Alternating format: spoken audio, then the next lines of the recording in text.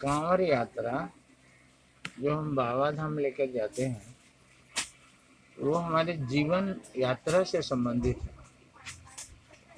कांवड़ यात्रा ही हमारे जीवन की यात्रा है। कंधे पर जिम्मेदारी का कांवड़ है, एक लोटा आगे एक लोटा पीछे, सब में जल भरा।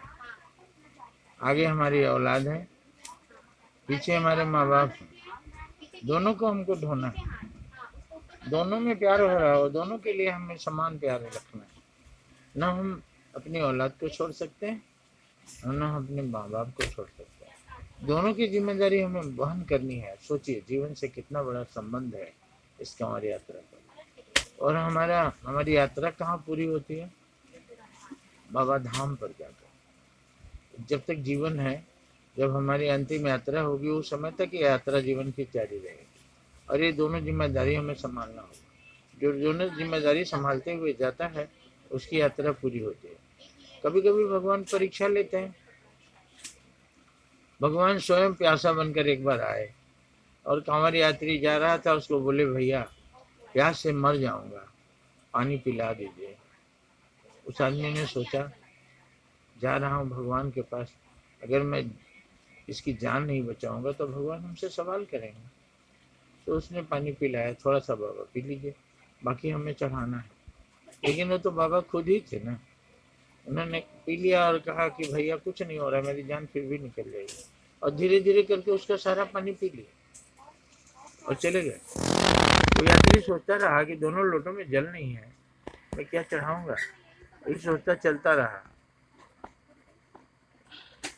और गाता रहा, बोल बम का नारा है, यह एक सहारा है। तो हमारे जीवन में भी जो हमारी जीवन यात्रा है बहुत कठिन है, जल्दी पूरी नहीं होती, लेकिन उसका नाम लेते हुए हम चलते जाते हैं और एक न एक दिन पहुंच जाते हैं।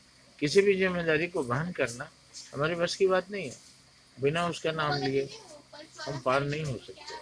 तो जब वो खाली बोतल ले जा करके, खाली लोटा ले जा करके बोला भगवान आप, मैंने प्यासे को पिला दिया, इसमें कुछ नहीं है, जो एक दो बूंद होगा चढ़ा देता हूँ। जब उसने बर्तन को टेढ़ा किया तो उसमें से हर हर गंगा की धारा निकल पड़ी और इतना जल निकला कि वो आश्चर्य से उसकी आंखें फटी की फटी रह गई। तो ये है, किसी प्यासे को हम पिला दें, किसी भूखे को हम खिला दें तो उससे हमको घटता नहीं है बल्कि और बढ़ जाता है। ये बात लोगों के समझ में नहीं आती। दान किए धन ना घटे, जो सहाय रघुवीर। तुलसी पंछी के पिए घटे न सरिता नीर। पक्षी के पीने से नदी का पानी कम नहीं होता। उसी तरह दान किए धन ना घटे, जो सहाय रघुवीर। अगर भगवान आपकी सहायता करे तो आप खिलाते जाइए, किसी को दुखी को मदद करते जाइए, आपको फिर कहीं से आ जाएगा, आपको घटने वाला नहीं है। मगर ये आदमी रटता रोज है कि दान किए धन ना घटे, जो सहाय रघुवीर। तुलसी पक्षी के पिए घटे न सरिता नीर।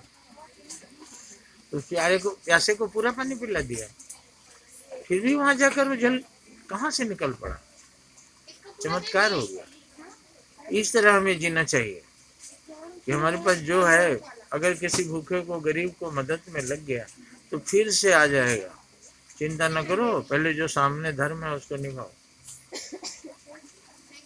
कभी कभी ऐसा होता है कि रास्ते में कोई बीमार बम मिल जाता है, कोई लाचार बम है, कोई चल नहीं पा रहा है, तो हम उसको भी सहारा देकर चलो बम, चलो हम तुम्हारे साथ हैं। कभी किसी का पैसा गिर गया, चोरी हो गया, जेब कट गया, तो जब आगे वाले बम को मालूम होता है तो लोग चंदा करके उसको दे देते हैं और उसकी यात्रा पूरी करवाते हैं। यही हमारे जीवन में भी होना चाहिए। हम अपनी जिम्मेदारी निर्वहन करते हुए चल रहे हैं, लेकिन फिर भी कोई हमको दुखी, लाचार, परेशान हमको मिल जाता है, अड़ोस पड़ोस में कोई, तो हम उसकी मदद कर देते हैं और ये मदद हमें मोक्ष में सहायता बनती है। यही मदद हमारे लिए विमान भेजती है। तो ये हमारे जीवन की यात्रा है कि दोनों जिम्मेदारी लेकर हम चलें, माँ बाप की और बच्चे की। ठीक है, अपनी कोई चिंता नहीं, लेकिन उसका नाम लिए चल रहे हैं। और कोई बीमार, लाचार, प्यासा मिल रहा है उसकी भी मदद करते हुए चल रहे हैं। तो हमें वहाँ बाबा ऊपर में हमारा स्वागत करने के लिए खड़े हुए मिलेंगे। इस रहस्य को जो जान लेता है वो जीवन अपना अपने लिए नहीं जीता, बल्कि दूसरों की सेवा के लिए जीता है।